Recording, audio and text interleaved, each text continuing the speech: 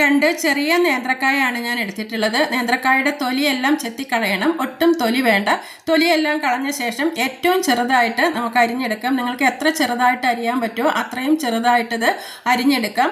എപ്പോഴും നേന്ത്രക്കായൊക്കെ അരിഞ്ഞിട്ട് വെള്ളത്തിലേക്ക് ഇട്ട് കൊടുക്കണം. ആ വെള്ളത്തിൽ അല്പം ഉപ്പും മഞ്ഞൾപ്പൊടിയും കൂടി കലക്കി വെച്ച് വെള്ളത്തിലേക്ക് ഇടുകയാണെങ്കിൽ കായയുടെ കറയൊക്കെ പെട്ടെന്ന് പോയി കിട്ടും. ഒരു 10 മിനിറ്റ് ഇങ്ങനെ ഉപ്പും മഞ്ഞൾപ്പൊടിയും കലക്കിയ വെള്ളത്തിലൊന്ന് ഇട്ട് വെച്ചാൽ കായക്കറയൊക്കെ പെട്ടെന്ന് നമുക്ക് പോയി കിട്ടും.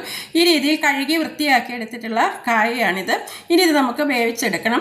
വേവിക്കുന്നതിനായിട്ട് ഇതുപോലെ ഒരു പാത്രത്തിലാക്കിയ ശേഷം അതിലേക്ക് ഒരല്പം മഞ്ഞൾപ്പൊടിയും ഈ ഉപ്പേരിക്ക് ആവശ്യമുള്ള ഉപ്പും കൂടെ ചേർത്ത് 1/2 കപ്പ് വെള്ളം ഒഴിച്ച് നല്ലതുപോലെ ഇളക്കി യോജിപ്പിച്ച് നമുക്കിത് മൂടി വെച്ച് വേവിച്ചെടുക്കാം.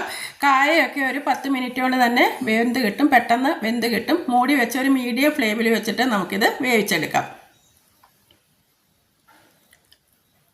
ഇനി കായ വെന്ത് വരുമ്പോഴത്തേക്കും ഇതിലേക്കുള്ള ഉള്ളിയൊക്കെ ഒന്ന് ചതച്ചെടുക്കണം. അതിനായിട്ട് ഇതുപോലെ ഒരു 5-6 ചുവന്നുള്ളിയും വെളുത്തുള്ളി വലിപ്പമുള്ള വെളുത്തുള്ളി ആയതുകൊണ്ട് ഒരല്ലി എടുത്തിട്ടുള്ളൂ, അല്ലെങ്കിൽ ഒരു 2-3 അല്ലി എടുക്കാം. പിന്നെ ഒരു വളരെ കുറച്ച് കുരുമുളകും കുറച്ച് കറിവേപ്പിൻ്റെ ഇല കൂടി എടുത്തിട്ട് ഇതെല്ലാം കൂടി നല്ലതുപോലെ ഒന്ന് ചതച്ചെടുക്കണം. ഇനി ഇതുപോലെ ഒരു പാത്രം വെച്ച് കൊടുത്തിട്ടുണ്ട്. പാത്രം ചൂടാകുമ്പം അതിലേക്ക് ഒരല്പം വെളിച്ചെണ്ണ ഒഴിച്ചു കൊടുക്കാം. ഒരു 2 ടേബിൾ സ്പൂണോളം ഒഴിച്ചു കൊടുത്തിട്ടുണ്ട്. എണ്ണ നല്ലതുപോലെ ചൂടായിട്ട് വരുമ്പോൾ ഒരല്പം കടുക് ഇട്ട് കൊടുക്കാം. കടുക് പൊട്ടി തുടങ്ങുമ്പോൾ ഒരു 2 വറ്റൽമുളക് ഒന്ന് പൊട്ടിച്ചിട്ട് കൊടുക്കാം. ഇനി ഇതിലേക്ക് നമ്മൾ നേരത്തെ എടുത്തു വെച്ചിട്ടുണ്ടായിരുന്ന ഉള്ളിയെല്ലാം ചതച്ചത് ഇട്ട് കൊടുക്കാം. എന്നിട്ട് അതൊന്ന് ചെറുതായിട്ട് മൂത്ത് വരുമ്പം ഇനി ഇതിലേക്ക് ചേർത്ത് കൊടുക്കുന്നത് ഇതുപോലെ ചതച്ച മുളകാണ്. അതിപ്പോൾ ഞാനൊരു 1 ടീസ്പൂണോളം ഇട്ട് കൊടുത്തിട്ടുണ്ട്. നിങ്ങളുടെ എരിവിനനുസരിച്ച് ഇട്ട് കൊടുക്കുക. ഇനി ഇതെല്ലാം നന്നായിട്ട് മൂത്ത് നല്ലൊരു മണം വരും. ഈ സമയത്ത് നമുക്ക് വേവിച്ച് വെച്ചിട്ടുള്ള കായ ഇട്ട് കൊടുക്കാം. ഇനി ഇതിലേക്ക് ചേർക്കുന്നത് ഇതുപോലെ കുറച്ച് തേങ്ങയാണ്. തേങ്ങ ചെറുതായിട്ട് ചെരുകിയെടുക്കണം. വലിയ പീരയാണെങ്കിൽ ഒന്ന് മിക്സിയിൽ ഇട്ടിട്ട് ഒന്ന് ചതച്ചെടുത്തിട്ട് ഇടുക.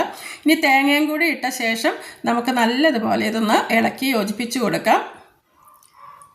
ഈ ഫ്ലെയിം ഓഫ് ആക്കാം. ഇപ്പം നമ്മുടെ നല്ല രുചിയുള്ള ഉപ്പേരി റെഡി ആയിട്ടുണ്ട്. ഇതിനെ ഉപ്പേരിയെന്നോ തോരനോ എന്ത് വേണമെങ്കിലും പറയാം. ഒരു പ്രാവശ്യം ഈ രീതിയിലൊന്ന് പച്ച നേന്ത്രക്കായ കിട്ടുമ്പോൾ ചെയ്ത് നോക്കുക, വളരെ രുചിയാണ്.